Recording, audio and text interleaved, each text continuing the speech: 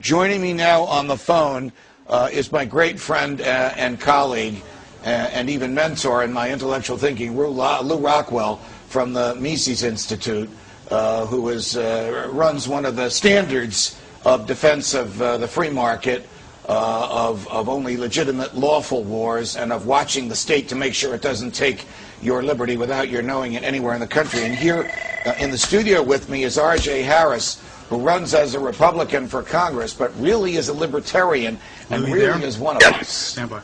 Yes. Tell us about your race, who you're running against, and where are you running? I'm running against Tom Cole in Oklahoma's 4th Congressional District.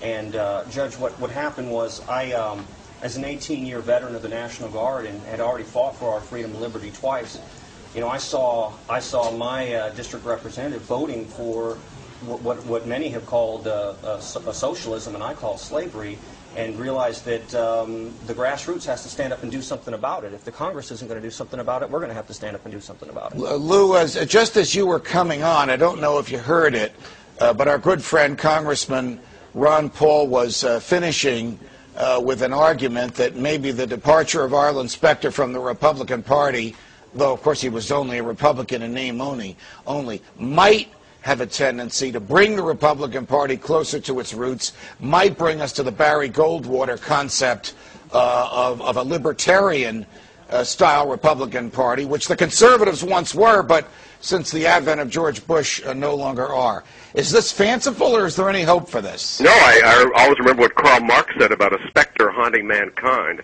So I think it's better that he's in the Democratic Party, sure. Glad to get rid of him. All right. Interesting that you should use the word specter. We are now joined by European Parliament member Daniel Hannan. Daniel, thanks very much for joining us. You, of course, burst on the scene with your remarkable lecture on what to a lot of us was really just basic economics 101 to your Keynesian Prime Minister at the European Parliament while he sat there and laughed as you were uttering truths in his to his face, and you become a national hero to libertarians on this side of the Atlantic Ocean as well. I understand, as much as we bemoan creeping fascism and creeping socialism here, and I have a libertarian sitting next to me who's challenging a conservative Republican on that very issue, it's actually worse in Great Britain, where more fascism and more socialism is accepted, and where I believe the Prime Minister announced just a day or so ago he wants to raise the top tax rate, we'll call it confiscation rate, to 50%.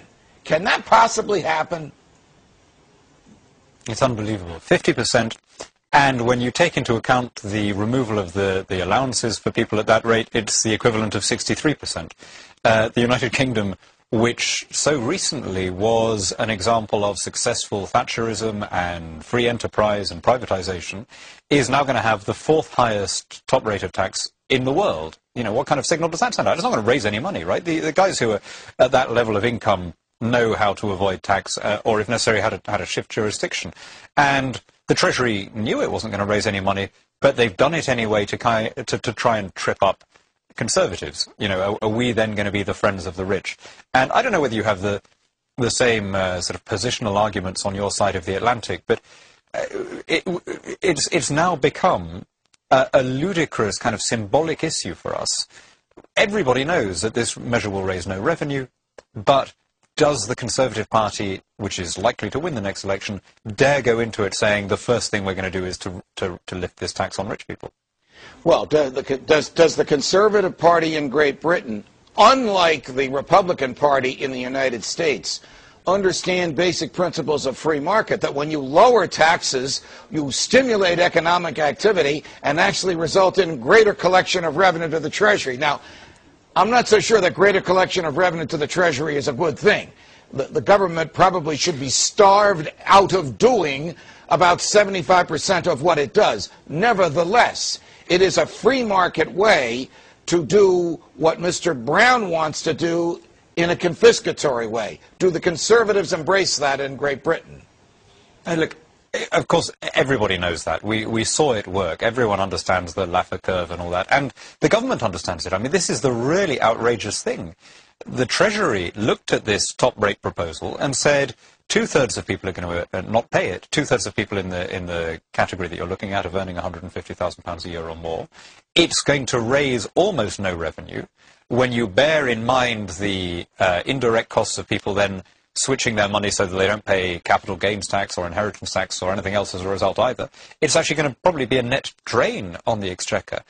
But the question is, it's this rather artificial thing about how do you present that to the public.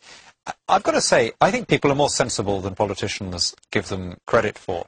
And rather than agonizing about how you sell a basically bad idea, you should just do the right thing and trust to people's understanding. You know, I always loved that wonderful line of Edmund Burke's about why you should trust the majority rather than the chattering classes. You remember his thing about because half a dozen crickets concealed under a fern make the field ring with their importunate chink, while thousands of great cattle chew the cud, reposed beneath the shade of the oak trees.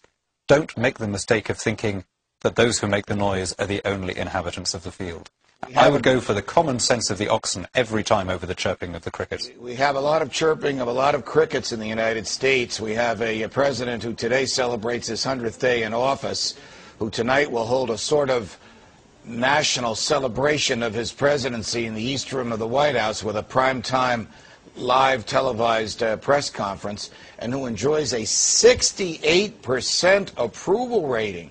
Even though the American public doesn't approve by anywhere near those numbers the slow march toward fascism and socialism, the president as a human being enjoys that enormous popularity, and he's very adroitly utilized that popularity to get done in the first 100 days what he wants to do. But your Mr. Brown doesn't enjoy anywhere near that popularity, and his Labor Party appears doomed in the next election. Why, under those adversarial political circumstances, do they want to tax the rich, knowing it's not going to produce £1 more to the Treasury? First of all, the reason that our government is so much less popular than yours is because we're at the end of the process instead of the beginning of it. People have, in Britain, followed it through to where socialism inexorably leads, which is exhaustion and bankruptcy and stagnation, and then the next thing will be inflation. Why are they doing it? You know, this is what Shakespeare talks about as second childishness. When you're kind of on your deathbed, you start embarrassingly going back to sort of infancy, and the infancy of the Labour Party is class war. It's not about raising revenue. Tax, really, for a lot of these guys, has never been a method of generating wealth for the government. It's been a method of social engineering, punishing the people they don't like, rewarding the people that they do like. And it's almost as though they know that they've lost now, but they want to at least shore up the support they have from the last remaining constituencies they have, which are the kind of hard left parts of the public sector. One of the things that impressed me most about you, and I know you have to leave in a couple of minutes, when you addressed the Prime Minister, and then when you addressed us later here in the U.S., right on this show on Freedom Watch, was your exceptional understanding of the American political system, how we have states that are sovereign and have jurisdiction over certain areas, one of which is marriage. You talked about that. And now we have a federal government which theoretically is one of limited values and theoretically cannot do any more than what the states ceded to it when they joined the Union. What advice do you have for frustrated libertarians here who see the two parties as one monolithic entity that always wants big government? It's either a Republican version of big government or a Democrat version of big government, but they always overlook the individual. They always find more ways, and I saw this when I was a sitting life tenure judge, to justify their avoiding and evading the constitutional limitations imposed on them rather than complying with those limitations. What do you see that we can do about that? Well, I mean, this it's not for me to decide. That was settled at Yorktown. But just as a benign observer and as a friend of America, which is the second greatest country in the world, I would say this. First of all, you have the most sublime constitution devised by human intelligence. I'm only sorry that for technical reasons I wasn't able to be on the show at the same time as Congressman Paul. He understands the importance of it being a living document, that it's not just a